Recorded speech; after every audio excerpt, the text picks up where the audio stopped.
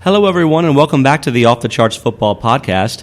I'm your host, Scott Spratt from Sports Info Solutions, and I'm joined, as always, by Aaron Schatz of Football Outsiders. You know, we're recording this on Friday, so we're a game into the Week 14 slate, and I've just been kind of into the last couple of weeks how many great games there have been. You know, on last week's podcast, we were previewing that the Ravens-Dolphins game that ended up not being quite as good as expected, but really important for the playoff picture.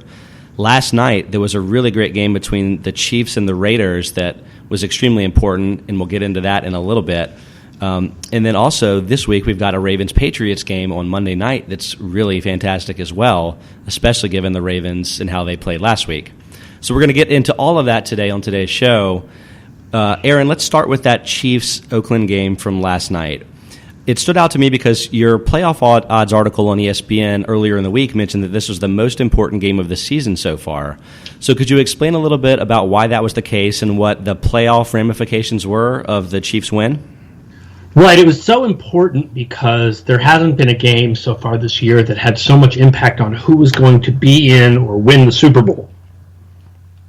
I mean, the game doesn't have a very big impact on who's going to make the playoff. Both of these teams were likely to make the playoffs before we played this game, and they're both over 98% after the game. But the Super Bowl odds have changed significantly for three different teams because of this game. Because now Kansas City is more likely to win the AFC West than Oakland is, and that significantly raises Kansas City's odds of making the Super Bowl and lowers Oakland's. Kansas City's Super Bowl odds of making it, not winning it, but making it, went from 9.3% to 22.6% with the win last night. While Oakland's odds of making the Super Bowl basically dropped roughly in half to 16%.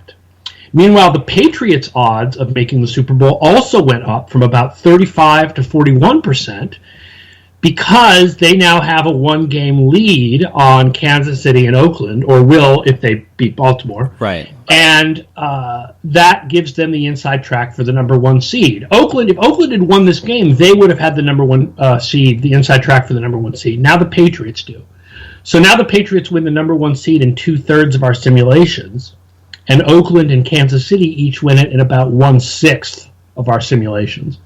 So last night's win was very good for Kansas City and pretty good for New England and very bad for Oakland. Right. Talking about the game specifically, the Chiefs' defense is really what stood out to me. You know, they were ranked 11th in DVOA entering the week, but the Raiders have been one of the best offenses all year, and they limited Derek Carr to just 117 yards on 41 passes. Is this a team where defensively they've been making improvements? And I'm wondering specifically whether that might have been since Justin Houston rejoined the team 4 weeks ago. Yeah, I mean, this is a really strong defense, and they have been now for 2 years. So it's kind of surprising to note that their defensive DVOA is not actually better than since 11th, right? 10 or so. I don't have last night's numbers, but they were 10th in defense through week 9 at 6% better than average. 21st in weeks 10 through 13, 3% worse than average. But last night was such a good performance that it probably makes it so that the defense has been about the same in the second half of the season as it has been in the first half. But it hasn't been better. It's really just been good all year. Yeah, I mean, that seems fair to me. Houston specifically does have 4.5 sacks over the last 3 weeks.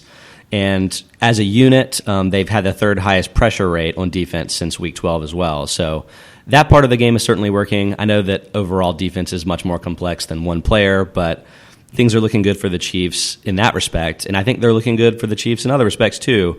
You mentioned how they now pulled ahead of the Raiders with the tiebreaker because the Chiefs actually beat the Raiders both times they played this year, which is why, even though they're both 10-3, the Chiefs have such an advantage there.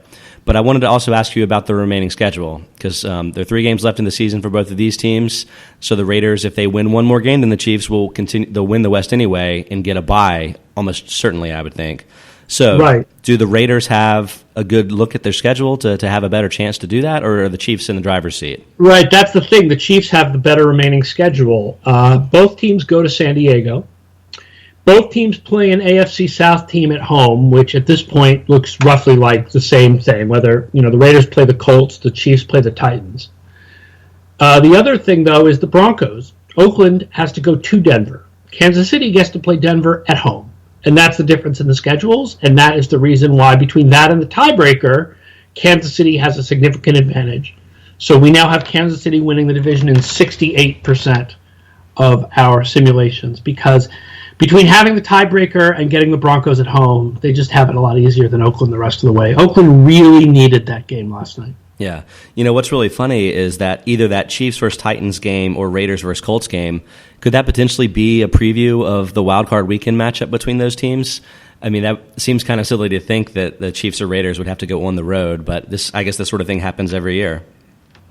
Well, the wild card matchup, yeah. I mean, the thing is that the Titans, my guess is that the AFC South team gets the 4 seed and the AFC North team gets the 3 seed. The 3 seed. So, yeah, whichever one of the Raiders or the Chiefs doesn't win the division probably goes to the AFC South team on wild card weekend. Yeah, that's crazy.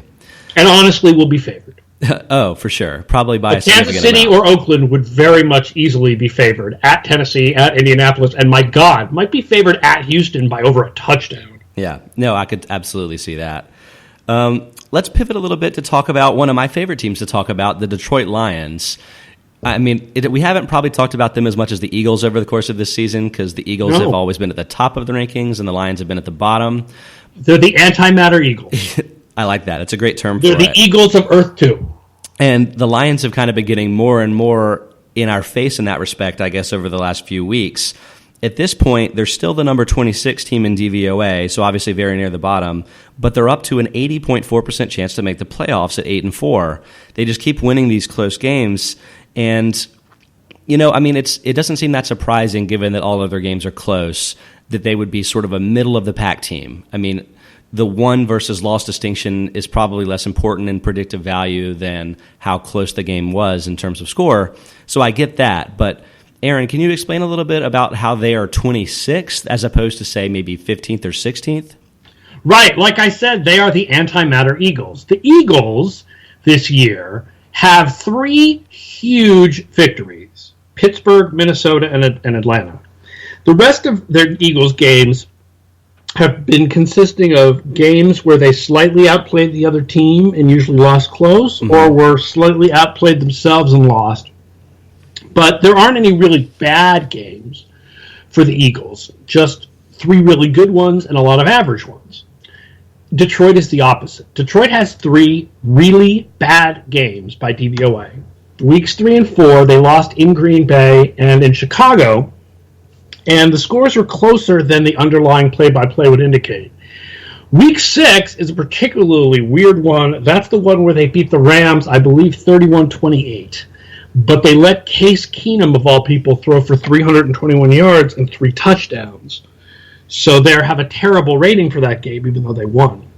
The rest of the year, the Lions are close to 0 in pretty much all their games. The last couple are about 20% above average. They're 2 of their 3 best games of the year are the last 2 weeks. The third is week 1. And so that drags their rating down because of those couple of bad games. But in reality, they've generally been an average team, not a bad team. In the same way that the Eagles have generally been an average team, not a great team, except for 3 specific games. So kind of pointing out those 3 different games, those 3 really bad games for the Lions were in weeks 3, 4, and 6. I think that kind of begs the question whether there might be any evidence that this team, the Lions, are actually getting better. You mentioned that the last 2 weeks were 2 of their 3 best DVOA weeks of the season. I think their win at the Saints last week was the first time all year that they've were either ahead or behind with more than a touchdown, so they won by more than a touchdown for the week. Is there anything... I know that you mentioned before how like early season versus late season stuff isn't always very predictive, but is there anything happening with the Lions maybe that would suggest to you that this team could be improving? I mean, someone said it might be a little bit more predictive this year simply because things are so tightly packed together, right? I mean, that's the other thing about Detroit being 26th. 26th this year isn't that far below 22nd or even, 18th because things are so tightly packed together. There's a big gap right below Detroit in the ratings, right? The gap between Detroit and the team that's behind them, Jacksonville, is the biggest gap in the DVOA ratings between any 2 teams.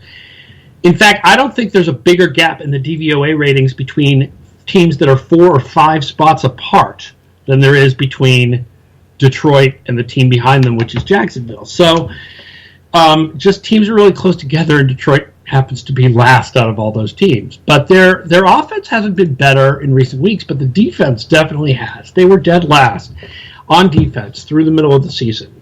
They are 12th for the last 4 weeks of the season. So their defense has definitely improved. Getting Ziggy Ansah back from an injury was a big part of that, and giving him a couple of weeks to kind of get back up to speed, because he's their best pass rusher by far. Yeah, I mean, the sacks maybe haven't shown up too much for Ansah so far this season, but their pressure rate has been improving. They've finished in the top 3 among all teams the last 2 weeks in defensive pressure rate. So that seems like a good sign for the defense. I would say it's probably a good sign. It looks like DeAndre Levy, their probably best defensive player, best defensive linebacker, looks like he could potentially play this week or maybe next week. That could be a big help for the team. And I wanted to get your thoughts on a third player on their defense. Is a safety, Miles Killebrew. He's a rookie, and he intercepted Breeze as one of their 3 interceptions in that game last week. What are your thoughts on him? He seems to be getting worked more and more into their defensive plans. Yeah, definitely. I have a friend in the Detroit front office, and I talked to him a little bit about Killebrew, and they've been going to more 3 safety looks, which is something that they did a lot a couple years ago, and they were number 2 in DVOA defensively. And they see Killebrew as their version of Tyrann Mathieu, or, what... sorry, I'm blanking on his name. For Green Bay, like what Mark Barron, I guess, a little bit for the Rams, but for Micah Hyde for Green Bay. Yeah. This new sort of newfangled safety / linebacker / slot corner job, right? Yeah. Killebrew is their guy to fit that position, and they'll be running more 3 safety looks with Killebrew in that sort of safety / linebacker. Patrick Chung has been playing that for the Patriots. Daniel Sorensen has been playing it for the Chiefs. So Killebrew is that guy for the Lions, and they are really high on him. So it seems like the Lions do have a couple of players on defense that can maybe make a difference for them down the stretch that they haven't had advantage of all season long. And I'm wondering, too, if maybe the Lions' offense can sort of help limit the exposure of the defense. The comparison that I want to draw is to the Cowboys.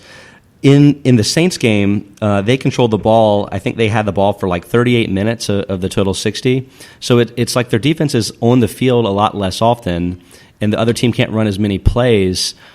I don't know if that's something that you think might be consistent, but can the Lions' offense sort of help limit the damage that their defense would do if they were on the field more? Well, the problem is that if they want to do that, they have to do it entirely through short passes, because their running game is so ineffectual this year. Right, the Lions are 10th pass offense and 29th run offense. And their best running back is essentially a receiver, which is Theo Riddick. Yeah, Riddick, he's actually been really good this year as a general player. He's broken tackles on 22.8% of his touches. That's the 9th highest among backs with 100 or more touches. But like you mentioned, he's really a receiver more than he is a runner. He has more receiving yards, 371, than rushing yards, 358. So maybe he can be a Dion Lewis kind of player, but they definitely don't have a traditional running attack. Amir Abdullah got hurt in Week 2, and Week 2 is the only game all season the Lions have rushed for 100 yards as a team. That seems kind of insane to me, but... I went back and looked at teams that are sort of a similar split to this on offense. Teams that are in the bottom 6 in rush DVOA, but like the top 10 in passing DVOA. And it's not a list of teams with huge success. I'll tell you an interesting name from, the most interesting team that falls into that category is the 2003 Tennessee Titans, who had the most extremely imbalanced offense we've ever seen. That they were the number 1 passing attack and number 30 in running efficiency, which was crazy because they were built around the run. It was a Jeff Fisher team with Eddie George. And literally every drive was like Eddie George for 1 yard, Eddie George for 2 yards, Steve McNair makes a great play on 3rd down. And they made it to the AFC Championship game in the freezing cold of Foxborough, lost to the Patriots. Most of the other teams that have a split like this are teams that won double-digit games and made the playoffs, but lost usually in their first game of the playoffs. For example, the 2009 Chargers, the 2001 Dolphins, the 1994 Patriots, the 2012 Falcons beat Seattle in their first game by a touchdown, and then I believe lost in the NFC Championship game. The one exception is the 2008 Cardinals, nice, who were 9th passing and 28th rushing, and only 9-7, and somehow made it within a minute and a half of winning the Super Bowl. So, if there's any team for the Lions to try to emulate, that would be it. But that kind of a run does not happen very often. It definitely hasn't happened a lot before, but it seems like if there was ever going to be a year, this kind of seems like the year of imbalance, right? Yes. I mean, it reminds me of 2011. So 2011 was not quite as closely tight-knit earlier in the season, but by the end of the season, the 2011 standings were really close. The wins and losses were not. I mean, we had a 15-1 Green Bay team, but that team was 15-1 because they won a lot of close games. They weren't really a 15-1 quality team. And they got upset in the playoffs by a Giants team that was 9-7 and went on to win the Super Bowl. And that year also had a ton of imbalanced teams, right? You had a Patriots team that lost to the Giants in the Super Bowl that was number 1 on offense and like 30th on defense or something, which reminds us of this year, where every team seems to be either really good on offense or really good on defense. And so I think, like 2011, that this year sets up for playoff upsets, and it's anybody's ball game once we get into the playoffs, except, to be honest, whoever wins the AFC South. It's really not their ball game. Yeah, I'm sure. We'll talk about that probably in future weeks. But heading back to the Lions there, I mean, like what you said, I mean, it's got to be great news to the Lions. Maybe they're not a great team, but they're in a great position. And if there aren't any other good teams, it seems like they would have a chance as much as anyone else. And at this point, what matters is your record more than your rating, of course, when it comes to getting into the playoffs, right? I mean, we have Green Bay and Minnesota with a better rating than them, but the 2-game lead is just really hard to overcome with 4 games to play. That's what I was going to ask, whether the Lions can feel secure in the fact that they're ahead in the North. It seems like against the Vikings, a 2-game lead plus the fact that they beat the Vikings twice, they have to be eliminated, right? But the Packers... the Packers beat Detroit earlier this year, and they play each other again down the stretch. So if the Packers can beat the Lions in that game, it's only really a 1-game lead at that point, right? Yeah, the one thing that gives the Vikings life is that Washington and Philly and the Giants have lost games in recent weeks. So the odds of the second wild card coming from outside the NFC East are a little greater. The Vikings have almost no chance to win the division because they lose that tiebreaker to Detroit. Yeah. Green Bay is a different story because if they beat Detroit, they'll have the head-to-head tiebreaker by sweeping them, although they do have to go to Detroit, and I believe that's Week 17, so that may end up as the last Sunday night game. But right now, we have Detroit winning the division in 70% of the simulations. They get a wild card in another 11%. But it's most likely going to be Detroit's division. It is really interesting, I will say, just looking forward a little bit, there are a number of Week 17 games that may end up being essentially playoff play-in games. Yeah. It actually sets up really well this year. Green Bay, Detroit could be for a division title. Houston, Tennessee could be for a division title. The New Orleans-Atlanta game technically could be for a division title, though not likely. Giants-Washington could be for a wild card.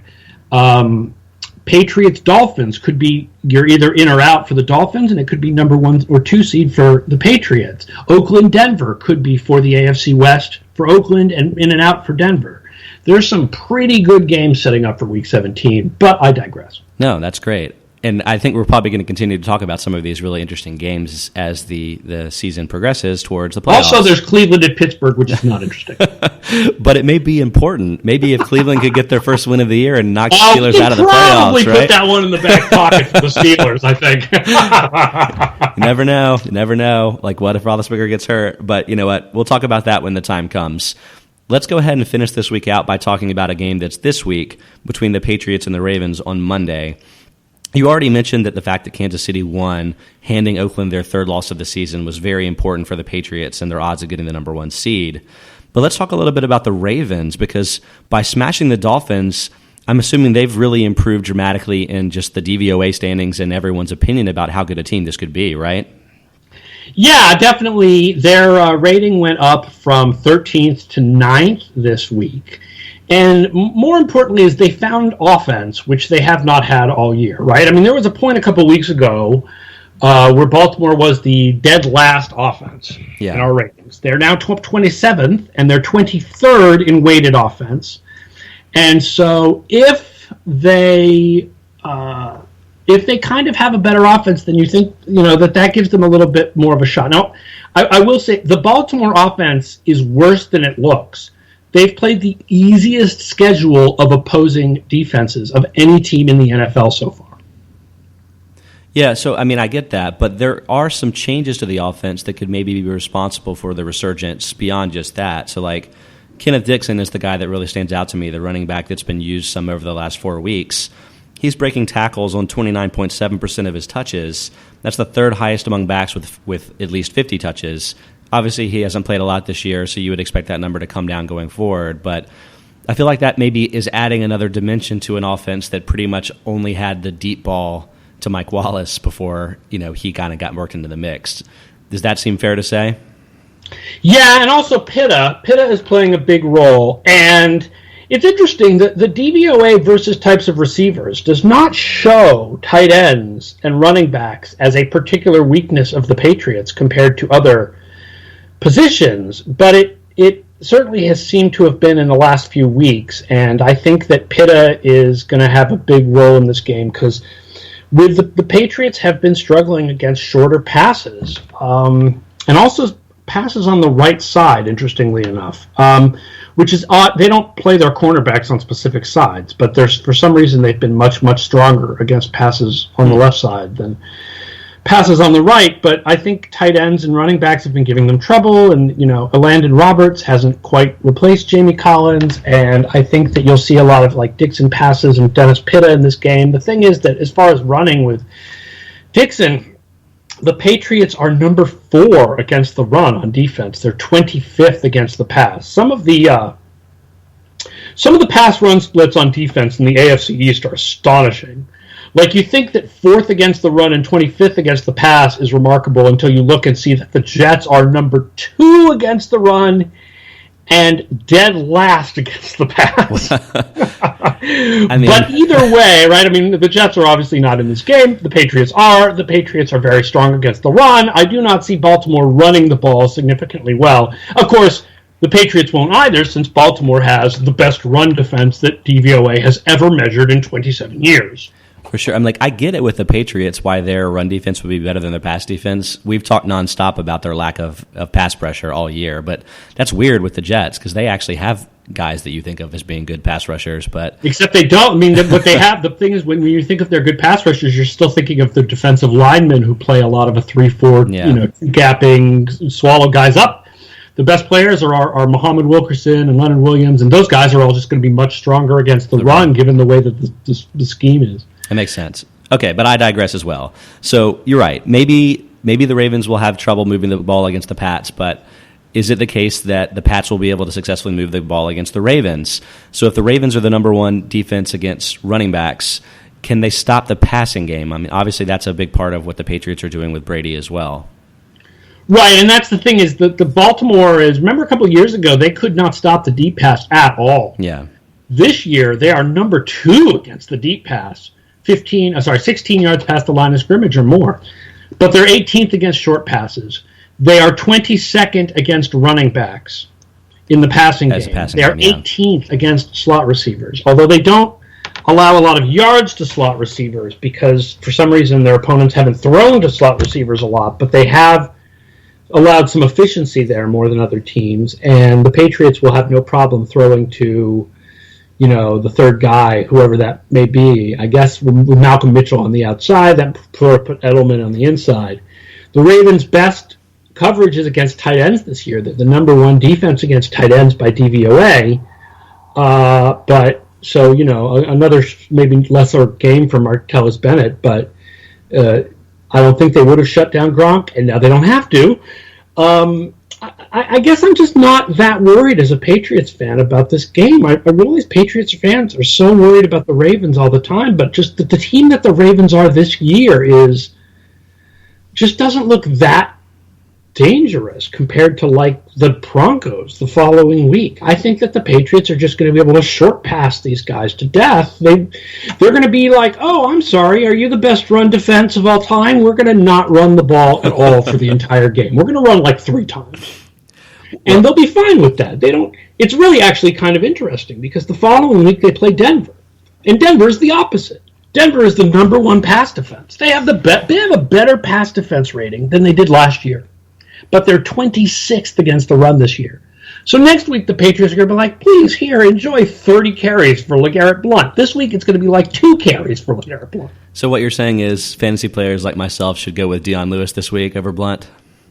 I went with Spencer Ware over Blount, which may not have been a good decision either, but yeah. Okay. Go with Dion Lewis. This is a Dion Lewis week. Right. This is a Dion Lewis week. Looking forward to see it. He's an exciting player. I'm guessing that some of your Patriots friends, what they may be worried about is the fact that the Ravens really need this game and really need maybe all their games because of the fact that the Steelers have an easier schedule than them. If the Ravens were to lose this game to the Patriots, does that sort of erase their hopes? Or does the fact that they still play the Steelers mean that they can afford maybe a loss in one of their other games? I think that they can afford a loss. It's not easier on them. I mean, if the Patriots win this game, the Ravens' playoff odds drop to about 1/3. It sort of goes from half and half between the two teams to Pittsburgh 2/3, Baltimore 1/3. But the Ravens still, if they win in Pittsburgh, things look good for them. The problem is that game is in Pittsburgh. Yeah. Right? And so, I mean, you have to, like I said, you have to think of Pittsburgh as having kind of a Cleveland win in their pocket already. But it's not the worst, it's not the end of the world for Baltimore to lose this game. I think that our system, the playoff odds give the odds of this division as roughly 50-50, well, probably more like 55-45 in Pittsburgh's favor, with the knowledge that it expects Baltimore to be more likely to lose this game. So if they do lose this game, they still have a shot. If they lose this game, though, they really need to win in Pittsburgh. All right. Well, I'm looking forward to this game and several other games this week, and I guess going all the way through the rest of the season. It's a distant memory early in the season when the ratings were down and some of the games weren't very interesting. Everything is looking really good right now, except for my Panthers. No, the Panthers are out. I think the next 4 weeks become important because I think that with the teams all so close this week, so close this year in the ratings, who is home field becomes really important. And I think that means that the games, these games for playoff seeding take up a little bit more importance because whoever's at home is going to be favored in almost every playoff game, except, again, involving the AFC South. Exactly. Well, great. I'm really looking forward to talking to you again next week, Aaron, to recap all of the crazy fallout from this week. Everybody, I hope you enjoy your games this week. We'll be back next week, probably around the same time. I encourage everyone to subscribe to the Off the Charts Football Podcast on iTunes and wherever else you get podcasts. And definitely check out footballoutsiders.com for all of the great content from Aaron and the other guys and the premium charting stuff that we try to work into these podcasts. That's all available on there as well for some subscriptions. Thanks so much, and we'll talk to you next week.